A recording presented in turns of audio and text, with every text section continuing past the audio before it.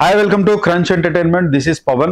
ఈరోజు చంద్రముఖి 2 రివ్యూ గురించి మాట్లాడుకుందాం.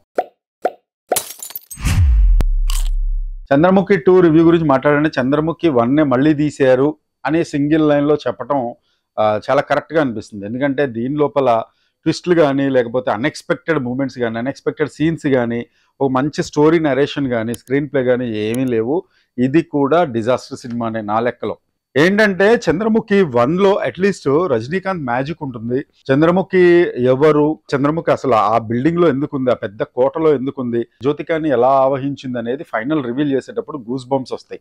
కానీ ఈ సినిమాలో ఏంటంటే పి వాసు గారు అంటే రాఘవ లారెన్స్ ఒక హారర్ సినిమాని ఎలాగా డీల్ చేస్తాడు అంటే మార్నింగ్ అంతా కామెడీ పెట్టుకుంటూ నైట్ వచ్చేసరికి హారర్ ఎలివేషన్స్ పెట్టుకుంటారు కదా.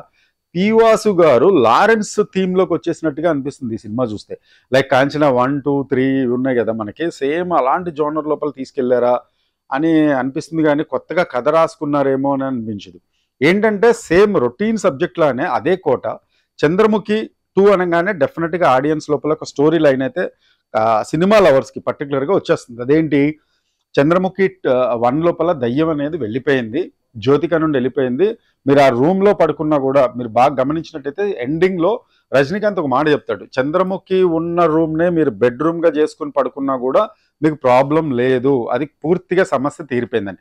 అయితే చంద్రముఖి 2 మళ్ళీ ఎలా తీస్తారు అంటే ఎలా వచ్చింది అని అంటే, ఇక్కడ ఎలా లైన్ తీసుకున్నారంటే రాధిక కుటుంబంలో రెగ్యులర్ గా ఓపెన్ చేసిన తర్వాత యాక్సిడెంట్స్ అవి ఇవి జరుగుతూ ఉంటాయి ఒక కుటుంబంలో.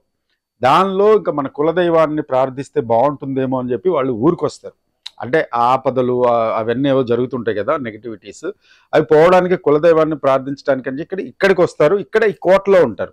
ఈ కోట ఏంటి, చంద్రముఖి అంతకు ముందున్న బిల్డింగ్. ఓకే, ఇంతవరకు ఓకే ఫైన్. ఇక్కడ మళ్ళా లారెన్స్ ఎంటర్ అవుతాడు. లారెన్స్ ఎంటర్ అయిన తర్వాత కంగనా రనౌత్ ఎవరు, కంగనా రనౌత్ పడుకున్న గాడిదని లేపి కొట్టించుకోవడం అని అంటారు కదా, అట్లా చంద్రముఖి ఉందా లేదా అని తెలియదు. బట్ చంద్రముఖిని లేపడం కోసం, ఆమె థ్రిల్ అనుభవించడం కోసం ఆమెను వెళ్ళి నిన్ను మోసం చేశారు, రాజు బతికే ఉన్నాడు, అసలు అది కరెక్ట్ కాదు, నువ్వు వెళ్ళటానికి వీలు లేదు అన్నట్టుగా మళ్ళీ అక్కడ క్రియేట్ అవుతాయి. అక్కడ ఒక పెద్ద పామును చూపిస్తారు కదా, ఆ పాము వెళ్ళి చంద్రముఖిని తీసుకొచ్చినట్టుగా అర్థమవుతుంది జనాలకి. సో ఇది ఎట్లాంటి లాజిక్ అనేది కరెక్ట్ గా మనం ఆలోచిస్తే ఎలాంటి లాజిక్ లేకుండా, అఫ్ కోర్స్ హారర్ సినిమాల్లో లాజిక్స్ అన్ని ఎతకాల్సిన అవసరం లేదు.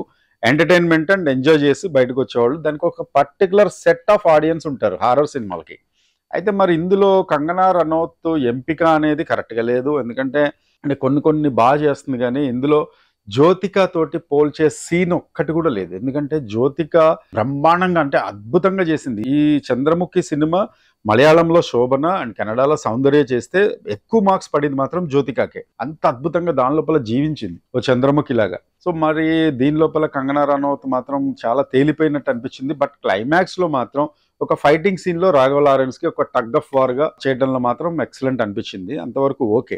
సో పి వాసు గారు మాత్రం అంత ఇంపాక్ట్ ఎందుకు చూపించలేకపోయారు అనేది మాత్రం జనాలకు అర్థం కాదు. ఇక్కడ కూడా స్టోరీ లైన్ బిల్డప్ చేయడంలో, స్క్రీన్ ప్లే రాసుకోవడంలోనే పక్కాగా ఫెయిల్ అయింది టీం అంతా. ఆ కామెడీ సన్నివేశాలు కూడా అంతగా పేలలేదు. అలాగే రాఘవ లారెన్స్ ని మాత్రం పర్ఫెక్ట్ గా దీని లోపల యూజ్ చేసుకోలేదు.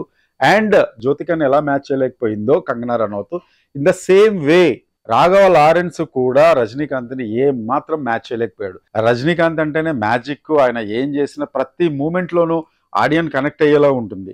బట్ ఇందులోపల ఎంత స్టైలిష్ ప్రజెంటేషన్ ఉన్నా రాఘవ లారెన్స్ దీనికి మాత్రం ఎట్టి పరిస్థితుల్లో మ్యాచ్ అనేది చేయలేకపోయాడు. మధ్యలోపల నాగవల్లి అనే సినిమా డిజాస్టర్ అయింది చంద్రముఖి పార్ట్ 2గా. అప్పుడు వచ్చింది వెంకటేష్ తోటి, చాలా మందికి గుర్తుండే ఉంటుంది. బహుశా ఈ జనరేషన్ కి తెలియకపోయి ఉండొచ్చు. చంద్రముఖి 1 తర్వాత నాగవల్లి సీక్వెల్ అనుకున్నారు. బట్ ఆ సినిమా కూడా పెద్ద డిజాస్టర్. ఆ డిజాస్టర్ అయింది కాబట్టి దీని లోపల ఇంకా కొంచెం జాగ్రత్తగా బిల్డ్ చేసుకోవాల్సింది. సీన్స్ కానీ ట్రాక్స్ కానీ ఇంకా కొంచెం టైట్ స్క్రీన్ ప్లే చేసుకొని ఎడ్జ్ ఆఫ్ ది సీట్ కూర్చునేలాగా చేసుకోవడంలో పెద్ద సమస్య ఏం కాదు. ఎందుకంటే ఆయన writer and director P Vasu గారు ఎప్పటి నుంచో అంటే చాలా సీనియర్ మోస్ట్. మరి ఈ విషయంలో మాత్రం ఆయన ఫెయిల్ అయ్యారని చెప్పాలి. చంద్రముఖి అయితే పెద్దగా ఆకట్టుకోలేదు. సో ఇలాంటి మరిన్ని వీడియోస్ కోసం ప్లీజ్ సబ్స్క్రైబ్ క్రంచ్ ఎంటర్టైన్మెంట్. అలాగే do like and share.